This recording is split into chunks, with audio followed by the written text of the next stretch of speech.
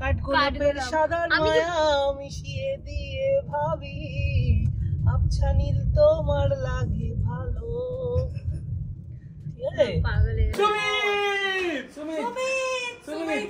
আমি শালিনীর হয়ে তুলে দিত।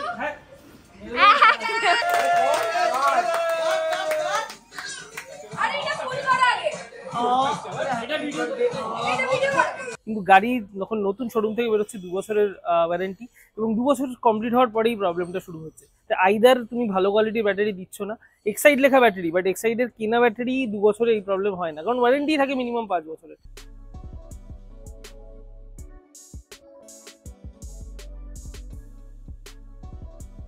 Good morning everyone, welcome back to our channel. আজ বৃহস্পতিবার, সো অফিস ডেজ যেমন চলে সেরকমই চলছে। আজকে আমরা যাব হচ্ছে সেকেন্ড হাফে অফিসটা। তো এখন আমি অফিস নিয়ে বসবো, অফিসের কাজ নিয়ে। ক্যাব ওদিকে নিচে গেছে, কালকে গাড়িটার যে ব্যাটারি প্রবলেম হচ্ছিল তো সেটার জন্যই নিচে বিলাসদা এসছে, তো গাড়ির ব্যাটারিটাই ঠিক করছে।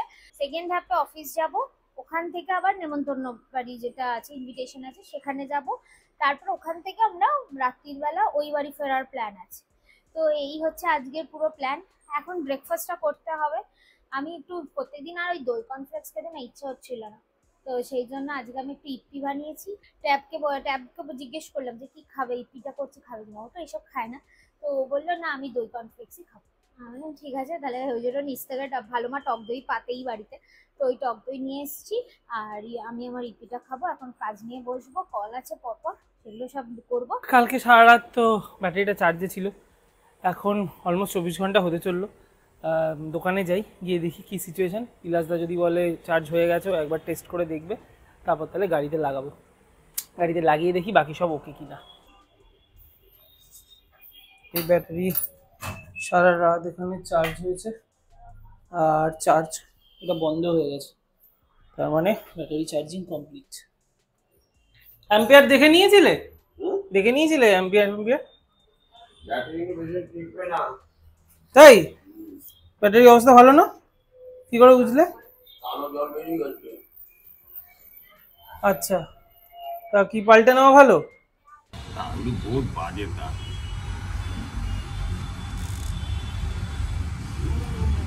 স্টার্ট হচ্ছে না, স্টার ইগনিশন অন তো। স্টার্ট কর।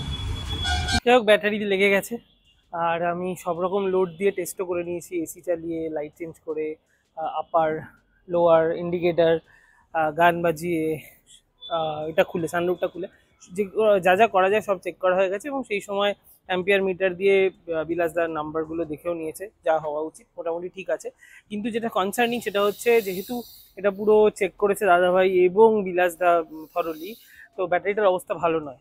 এবং প্লেটসগুলো আস্তে আস্তে ছেড়ে দিচ্ছে কেমিক্যালসগুলো, সেটা ওই জলে মিশে যাচ্ছে, যে লিকুইডটা থাকে, তাই জলের কালারটাও পাল্টে যাচ্ছে এবং স্পেসিফিক গ্র্যাভিটিটাও কমে আসছে।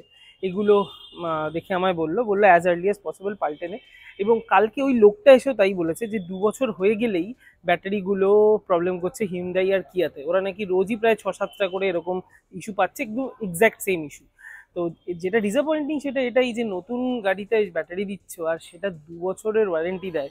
নর্মালি ব্যাটারি কিনতে গেলে তুমি সব জায়গায় 5 বছর বা 7 বছরের ওয়ারেন্টি পাবে, কিন্তু গাড়ি যখন নতুন শোরুম থেকে বেরোচ্ছে 2 বছরের ওয়ারেন্টি এবং 2 বছর কমপ্লিট হওয়ার পরেই প্রবলেমটা শুরু হচ্ছে। আইদার তুমি ভালো কোয়ালিটির ব্যাটারি দিচ্ছ না, এক্সাইড লেখা ব্যাটারি, বাট এক্সাইডের কেনা ব্যাটারি 2 বছরে এই প্রবলেম হয় না, কারণ ওয়ারেন্টি থাকে মিনিমাম 5 বছরের। তো এটা খুব ডিসঅ্যাপয়েন্টিং। এটা তোমাদের আরও কারো যদি এই প্রবলেমটা ফেস করে থাকো, তাহলে অবশ্যই এটার জন্য মানে কি স্টেপস নিয়েছো সেটা আমায় জানিও। এবং যদি এখনো ফেস না করে থাকো, there is a high chance কি এই প্রবলেমটা হতে পারে, কারণ এটা একটা স্ট্যান্ডার্ড প্র্যাকটিস যা মনে হচ্ছে, এবং উইচ ইজ ভেরি ডিসঅ্যাপয়েন্টিং। একটা এত দামি গাড়িতে তুমি একটা 5-6 হাজার টাকার ব্যাটারি দাও বা 27 হাজার টাকার ব্যাটারি দাও, সেক্ষেত্রে একটা ব্যাটারিটা ভাই 2-3 হাজার টাকার একটা ব্যাপার।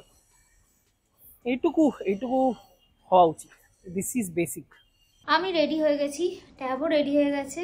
লাস্ট মিনিটে ট্যাবের প্যাকিং বাকি যেরকম থাকে, তো এবার আমাকে এইগুলো সব দিয়ে গেছে, বলেছে এখন ব্যাগে ঢোকাতে হবে। তো এইগুলোর পরার জিনিস, কাল পরশু তরশু, তো ইভেন আজকেও সন্ধ্যেবেলা কি পরবে সেসবগুলো নেওয়া হয়ে গেছে। এগুলো ব্যাগে ঢোকানো বাকি আছে, এটা নেবো, আমার ল্যাপটপটা ঢোকাবো, বেরিয়ে পড়বো।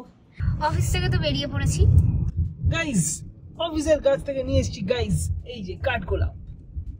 তোমার কানে গুঁজে দাও। ও মাই গড, কি হয়েছে? কাঠগোলাপটা হালকা নেতিয়ে যাচ্ছে, শিগগির কানে গুজো। কই কই দেখি, এই তো। ও প্লিজ। আরে গুজ্জি তো না, যে শিগগির একটা থাম্বনেল তোলো ওটা নেতিয়ে যাওয়ার আগে। বাজে বকো না। কাঠগোলাপের সাদা মায়া মিশিয়ে দিয়ে ভাবি, আবছা নীল তোমার লাগে ভালো। ঠিক আছে, পাগল হয়ে গেছে, একদম ফুল ডেডিকেট করে দিলাম গানটা তোমাকে। চুপ করো।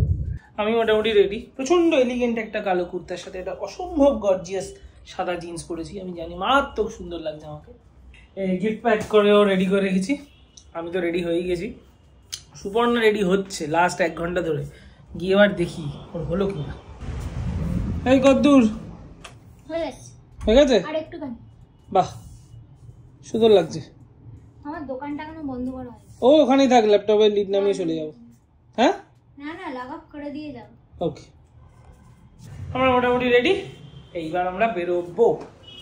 এই জাস্ট বেরোলাম, এখন বাজে 7টা। আর ওদের বাড়িটা হচ্ছে সন্তোষপুর লেকের ওখানে। তো যেতে এখান থেকে গুগল ম্যাপ যেটা দেখালো 1 ঘন্টা 7 মিনিট মতন। এবার দুটো ওয়ে দেখাচ্ছে, একটা স্ট্রেট এপিসি রোড ধরে পুরো যাওয়া, আর একটা বাইপাস দিয়ে, দুটোতেই সেম টাইম। তো আমার মনে হয় শহরে মানে স্ট্রেট রাস্তাটাই নেওয়া ভালো, কি তাই তো? হ্যাঁ সোজাই যাবো। সোজাই যাবো। চিংড়িঘাটে অনেক বড় জ্যাম দেখাচ্ছে। হ্যাঁ, চিংড়িঘাটাটা মেনলি জ্যামটা পাওয়া যায় আর কি। অফিস টাইম না এটা। সেটাই, 1 ঘন্টা বেশি টাইম লাগবে না, 8টার মধ্যেই পৌঁছে যাবো।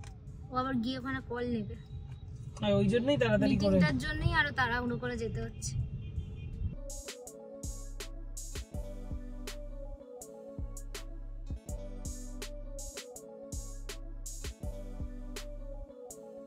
ওই কথা মনে করো প্লিজ, সে বলি বললো আর ওইদিকে এমনিতে করতে চাও সবাই জাস্ট এই জলদানি কেন সামনেটা করো তো চোখে লাগে অনেক। হ্যাঁ এটা চোখে লাগে আমাদেরটা। এই গানটা আমার এত ভালো লাগে না, নাচটা এই ডান্সটা টু গুড।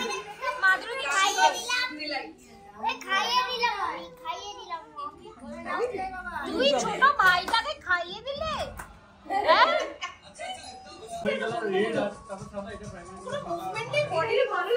কোনো মুভ করছে না, এরা চুপচাপ বসে আছে। এরা নিজের জন্মদিনে বসে, ওর জন্মদিনেও বসে সরে যাও। ছি ছি ছি, অঙ্কন দা ছি ছি।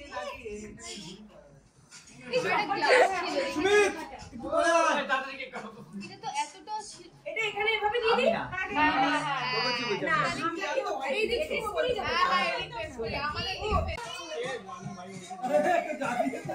এটা ভাই কেউ বাতাস সাথে ছুঁয়ে হ্যাপি বার্থডে।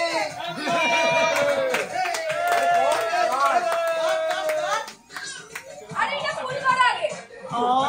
এটা ভিডিও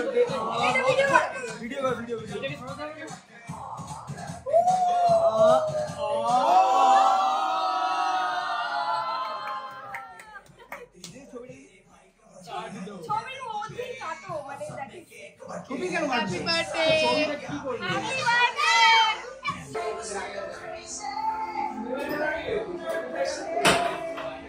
এখন রাইস তো নুন লাগবে, নুন তো লাগবে। আছে নুন ভেতরে আছে। রাইসটাকে একটু কাটিয়ে নিন আর রেখে দিন গামলা। আমি ওটাই বলেছি আলাদা গামলা দিয়ে দিই, সুবিধা হবে।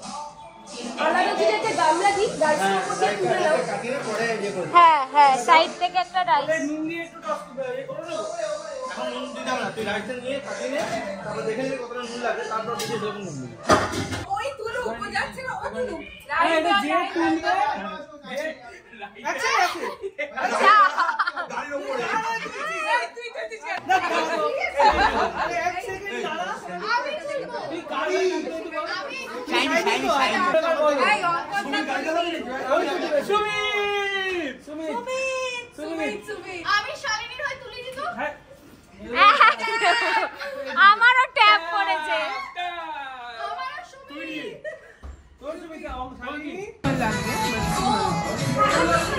চিকেন বিরিয়ানি, মাটন কষা। আমি নিয়েছি। আজকে সন্ধ্যাটা দারুণ কাটলো। তার সাথে রিয়ার বানানো অসাধারণ একটা বিরিয়ানি খেলাম, তার সাথে মাটন কষা। উফ, পুরো জমে গেছে। সানরুফ দিয়ে তো সেরকম বেরোনো হয় না, তাই রাতের কলকাতার এই ফাঁকা রাস্তার সুযোগটা আজ আর হাতছাড়া করলাম না। তাহলে আজকের ভিডিওটা এখানেই শেষ করছি। যদি কিছু ভালো লেগে থাকে please do like, share and subscribe. কমেন্টে অবশ্যই জানিও কেমন লাগছে। দেখা হচ্ছে পরের ব্লগে। টাটা।